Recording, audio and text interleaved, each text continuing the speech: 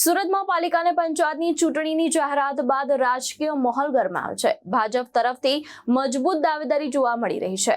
સાંસદ ધવલ પટેલે મોટું નિવેદન આપતા જણાવ્યું છે કે ભાજપ સશક્ત રીતે મેદાનમાં ઉતરશે અને સુરતમાં તમામ બેઠકો જીતવાનો દાવો કર્યો છે।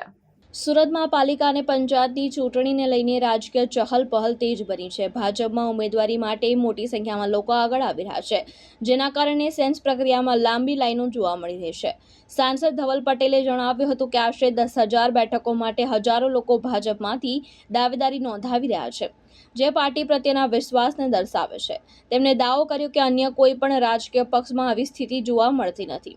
સાથે જ તેમણે કહ્યું હતું કે ભાજપે કરેલા વિકાસ કાર્યોના આધારે લોકોનો વિશ્વાસ વધ્યો છે।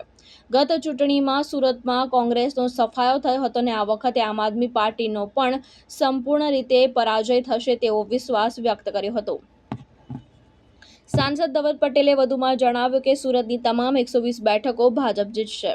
જે આજે 1 એપ્રિલે ગુજરાતમાં શંખનાદ વાગી ગયો છે। જે સ્થાનિક સ્વરાજ્યની ચૂંટણી છે, મહાનગરપાલિકા, નગરપાલિકા, તાલુકા પંચાયત અને જિલ્લા પંચાયતનું એનું ડિક્લેરેશન થઈ ગયું છે અને 6 એપ્રિલથી ફોર્મ ભરવાની શરૂઆત થશે।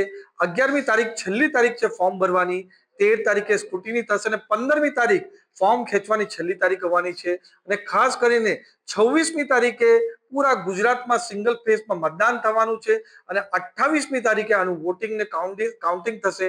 ત્યારે અમને સંપૂર્ણ વિશ્વાસ છે કે ભારતીય જનતા પાર્ટી અને નરેન્દ્ર મોદી સાહેબ પર લોકોને વિશ્વાસ હતો અને આગળ જતા પણ આ વિશ્વાસ બરકરાર રહેવાનો છે અને વધવાનો છે।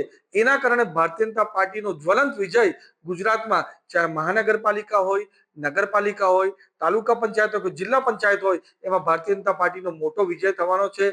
કોંગ્રેસના અન્ય પક્ષનો પૂરી રીતે સફાયો થવાનો છે અને તમે જેમ જોઈ રહ્યા છો પૂરા ગુજરાતભરના વિઝ્યુઅલ્સ કે ગુજરાતમાં ભારતીય જનતા પાર્ટીની સેન્સની પ્રક્રિયા ચાલુ છે। 10,000થી વધુ બેઠક માટે હજારો યુવાનો, મહિલાઓ, ખેડૂતો, દરેક સમાજના લોકોએ ટિકિટના માટે દાવેદારી કરવા માટે સેન્સની પ્રક્રિયામાં પહોંચી રહ્યા છે। એ બતાવે છે કે આ જે ટિકિટ ઈચ્છુક લોકો છે, જે યુવાનો છે, એમને પણ ભારતીય જનતા પાર્ટી અને મોદી સાહેબ પર જ વિશ્વાસ છે। કોંગ્રેસ કે અન્ય પક્ષોમાં તો ટિકિટના માટે આટલી દાવેદારી કે હરીફાઈ નથી, ભારતીય જનતા પાર્ટીમાં જ હરીફાઈ છે અને હેલ્ધી કોમ્પિટિશન છે। એ બતાવે છે કે ભારતીય જનતા પાર્ટીનો તારો ગર્દિશમાં છે અને આવનારા સમયમાં પણ ભારતીય જનતા પાર્ટી હજુ મજબૂતાઈ સાથે ગુજરાતમાં ઉતરીને જ્વલંત વિજય 28મી તારીખે ભારતીય જનતા પાર્ટી હાંસલ કરશે। ભાવેશ ઉપાધ્યાય, દ્રષ્ટિકોણ ન્યૂઝ, સુરત।